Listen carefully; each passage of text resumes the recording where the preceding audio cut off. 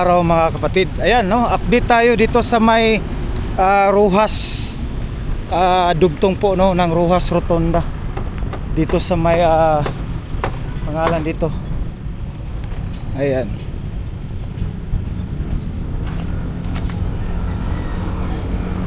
So ito na po yung next lane, i-update natin dito. Shoutout boss. So yan o, ito na yung sulit dito pag sa Davao. Talagang napakalaki ng bakal oh. Kita natin. Ayan, Sarangani. Ayan, Sarangani. Shout out to sa Sarangani. Ayan. So update natin ito dahil ito po. Ayan oh. Sarangani po ito, boss. Ayan, Sarangani. So Davao Occidental. Ayan. Natalangkas.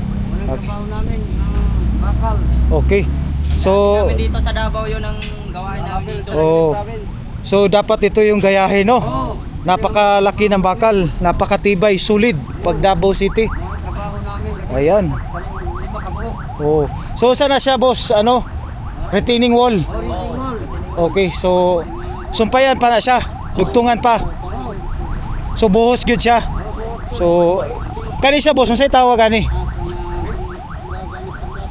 Pundasyon niya oh. So napaka solid talaga. Para hindi kaya makabakyat ang trabaho. Oh, yun, di ba bakchab? Talagang solid na solid. Solid na solid. Oh, so kita natin oh, grabe ang lalaki ng bakal. Oh. Ayan, so ito na po yung parang pins ito, parang yung pader. Street. Ayan oh. Okay. So talagang nalagyan na ng pader dito no. So tuloy-tuloy na ito mga kapatid no. So yan, nakita natin talagang ongoing dito po yung Roxas entry exit dito sa may Roxas Rotonda dito sa may extension. Ayan no. So talagang kahit mainit, tuloy-tuloy pa rin no. Pag Sunday may trabaho boss. Sunday may trabaho. Ayan. So kailan ang target dito boss pag matapos? Tuloy-tuloy ang aming trabaho bisag init. Bisag init, okay. Ayan, so palagi kami magtrabaho. anong size ng bakal boss? 18 mm boss. Yun, napakalaki nun. Laki ng bakal boss. Hindi ghost project. Nakikita talaga no. Ayan. Shout out. Oy, shout out, ayan, shout out. Sige. Sige. Shout out. Sige boss ha, salamat. Sige, salamat. Okay. Dito din sa amin. Okay. Yan mga kapatid, kita natin talagang solid na solid po ito. Ito po pangalan dito. Ano dito ito buhusan ito dito. Ayan. So dito naman tayo sa kabila no. Ito na po yung pangalan dito, yung box culvert. Bago kasi magiging daan katulad dun sa kabila. So ayan oh, talagang solid na solid din no. Kita natin yung mga bakal. Ganun dapat. Ayan oh, solid yan. Yan po yung box culvert isa. So dito na po side talagang ongoing na po yung ano nila dito. Yung pangalan dito. Ayan oh. Kita natin. So diretso na yan, tuloy-tuloy na yan. So wala nang dilatar no. Dahil po itong mga bahay talagang na-demolish na po yung dadaanan po no, ng fence o pader. So dito, ito na po yung box culvert. Ayan o, tuloy-tuloy pa rin yung paggawa nila dito. Ayan. So dito naman,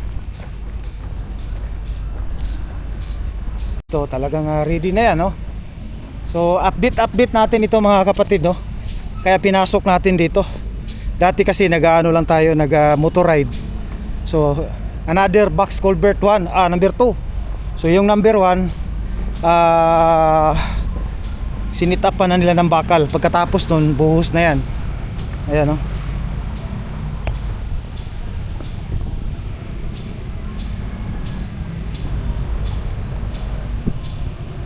So number 2 po.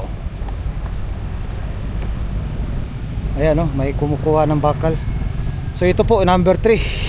Sa akin lang yan ha, sa counting natin. So number 3. So ito na lang po, tatlong box culvert na lang ang ginagawa. So ito na po, no, patuloy na yan doon.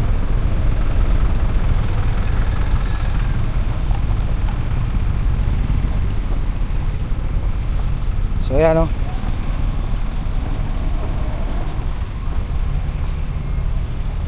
So kini-clearing na nila dito. So ready na ito for bakal. So tatlong. So ito parang dito siguro yan ilalagay. Ayan, no, kita natin. So ito na po.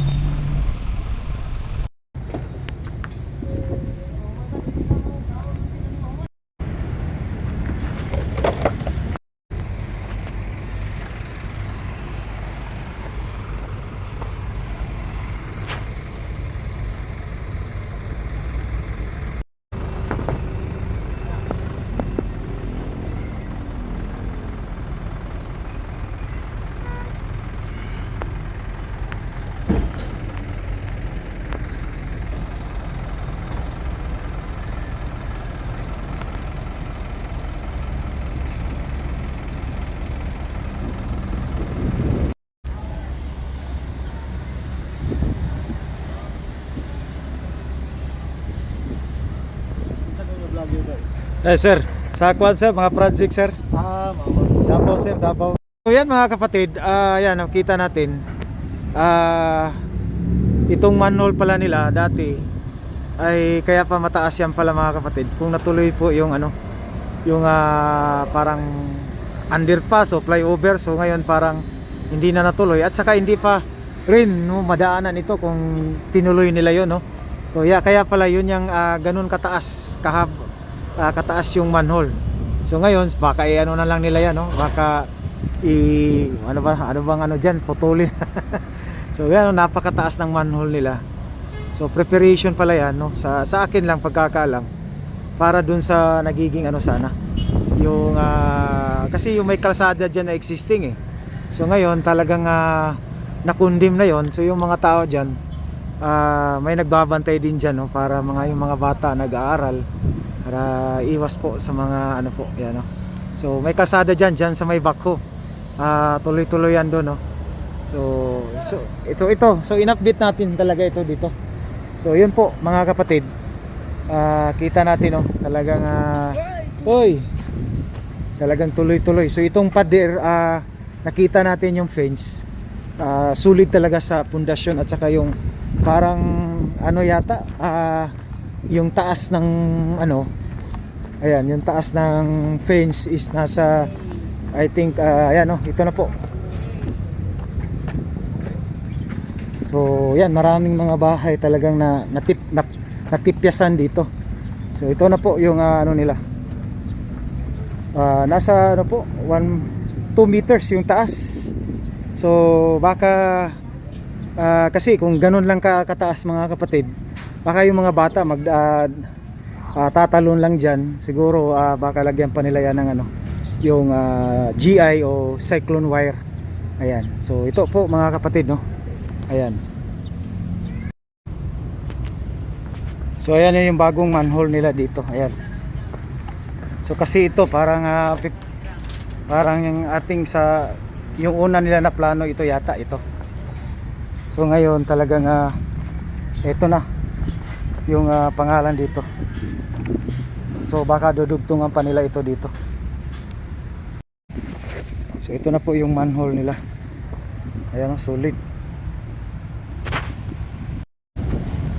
So ito precast, no, para sa box culvert. Ayan. So ayan mga kapatid, nakita natin dun sa kabila, mayroong naiwan sa poste. Kaya nakagimaw dyan sa lupa, no, yung level ng nila, level ng puntahan natin doon. So yan mga kapatid, ito po, no, pinuntahan talaga natin ito. Talagang sabi dito, nagtanong tayo, i-jackhammer yan, no, para mapulpog yan. Ito kasi yung poste ng mga building dito noon nung nag-demolish dito. So itong pader, no, sa akin lang kasi may bakal, dudugtungan niya ng cyclone. Kasi hindi pwede ganito lang. Kasi talagang matatalunan, no? Tatalon dito ang mga bata. So ito na po yung level. Isemento yan. Pero may manhole man. So baka manhole ito. Ayan.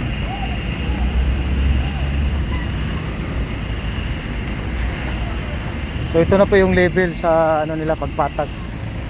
Doon baka manhole yun, baka ano, naging manhole din yan ng building noon. So ito pulpugin ito, jackhammer daw. So ayan mga kapatid, no, Royal P. Maraming salamat at tayo po ay hanggang dito, hanggang sa sunod muli.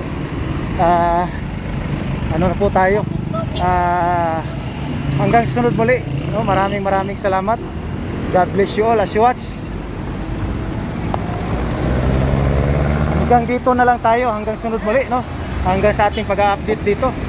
Maraming salamat. God bless as you watch. Bye bye.